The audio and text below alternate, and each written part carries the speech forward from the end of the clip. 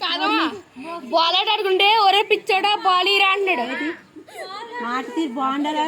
నువ్వు వేసుకుని చూస్తున్నావు, వేసుకుని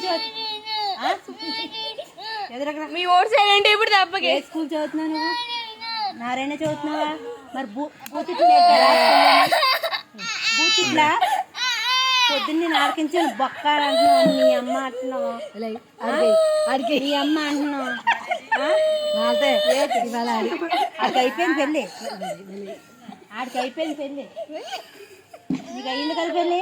కొట్టాను కదా నిన్ను, కొట్టానా? కొట్టాను నిన్ను,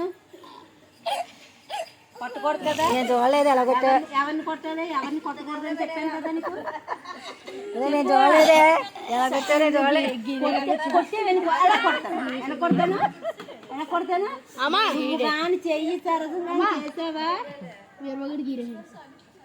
అలా పెళ్ళి కొట్టినా.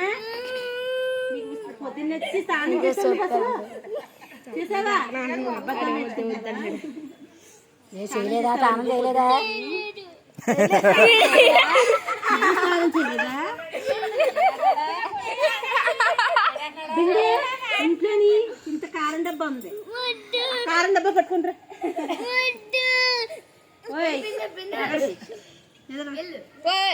కారం డబ్బా ఉంటే మీ ఇంట్లో వస్తే మీ అమ్మమ్మ పెద్ద అమ్మమ్మని అడిగితే ఏం పర్లేదు.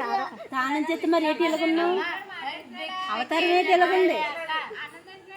అవతారం ఏంటి ఎలాగుంది? అన్నం ఉందా? నువ్వు అన్నం చేస్తావా? నీకు పెళ్లి చేసినా ఇక్కడి నుంచి కదిలేవా నీకు పెళ్లి అయిపోతుంది.